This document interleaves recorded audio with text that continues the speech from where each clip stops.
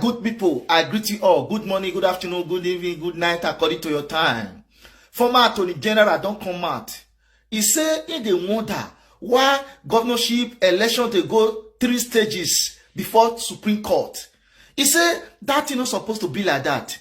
He say even the presidential one not supposed to be like that. He say why did they waste time? They're supposed to do this thing on time so that the country will be moving forward. Why did they use olden days things that they carry us go back? He said for this new era when we did so for social media, why people they see they behave like that? Don't be me talking. I go leave now make una see the way when the guy the narrator. Before I open the book, make una see, make una not forget say we have national anthem on this platform. Naibi laba boom, brun laba. Don't forget to follow us on this page. Like it, leave your comment for the comment section so that Facebook will recommend it to other people to see. Naibi this so NATO. I've been wondering why the governorship election tribunal goes to 3 stages. When I was Attorney General, such a proposal came, but I turned it down. Because I saw the presidential election tribunal starting from Court of Appeal and ending in the Supreme Court. All other elections starting from a tribunal and end at the Court of Appeal. So I did not see any justification why the governorship election will go to 3 stages: tribunal, Court of Appeal, and Supreme Court. So that is another area we have to make some reforms. There should not be such a disparity. If at all there's going to be a disparity, it should have been the presidential election and amendment may be effected so that the Supreme Court hears once and forever as a court of first instance. All right, very good. So that is some of the comments I've raised. Very good, Mr. Ndoka. Now, let's talk about 2 issues here. The televising of presidential tribunal deliberations and ensuring all litigations are closed before swearing in. Is it possible to achieve this, you think? First, the issue of televising is desirable, but proceedings of the courts are open and everybody has access to it. The issue is now, do the Supreme Court or the tribunals, like the presidential tribunal, do they have the resources and the equipment to start televising now? But the constitutional provision is met. Trial should be an open court, parties should have access to it, and that is exactly what the presidential tribunal is doing. Coming to the issue of whether the trial should finish before swearing is highly desirable, but it does not violate the Constitution if it does not finish. Because the Constitution says the trial should take 180 days. And I don't see any problem in that. The reason is that if the court of first instance, in case of presidential, which is the Court of Appeal, gives judgment, even if the election is nullified, and the president-elect appeals to the Supreme Court, he will remain as president. And the presidential, the Supreme Court gives a decision. So we must allow the judges to operate within the ambit of the Constitution. The constitutional provision has been that do everything at the court of first instance within 180 days. Of course, issues are commenced by written summons. Testimonies have to be given. The judges have to evaluate. The judges are doing handwriting. So we must appreciate the special circumstances the judges found themselves. It's not just one presidential petition. I think there's a couple of 3-4 presidential petitions. And then to say that do them before the swearing in, I don't find it conceivable.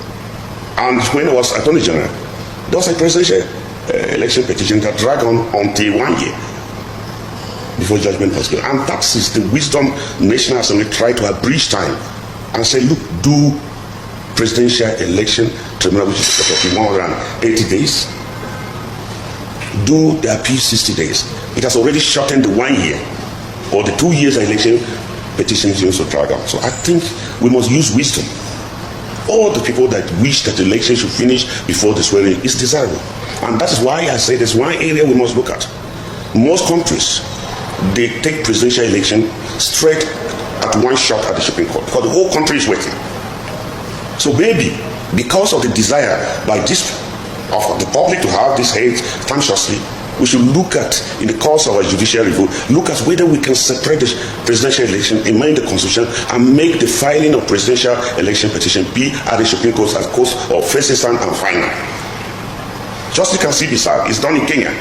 And most other countries, disputes relating to elections, presidential elections, are filed directly at the Supreme Court. At least that's one window we can look at And I have said this, it is obviously desirable to have the election tribunal finish before the swearing, but it may not be practically possible because the judges are human beings. The volumes of authorities have been cited. And of course, some authorities may even be overruled, or the Supreme Court may have reasons to depart from their previous decisions based on the authorities. Years have passed, things have changed, the nature of amendment that occurred in the Constitution. Some of the authorities may not be applicable. We also look at the Electoral Act. Some of the authorities that were delivered may not be applicable now. And one key thing that strengthened, I think the judges should be allowed to look at whether they can strengthen the process of the election.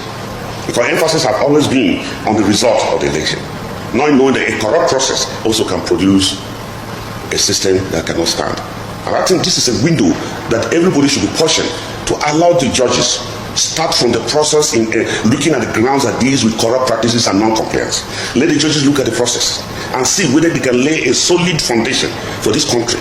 That if the process is strengthened, then the result that comes from a very sound foundation will be credible. I think that's what we should have concerned everybody. Because if we don't say, rush, do the election, look at the results, and decide, I don't think we are missing the point. And that is the point we have always been missing. Because the law should be looked from the foundation, which envisages that elections should be free and fair, as stipulated in the Constitution. The judges should look, because we have done it over and over in the country.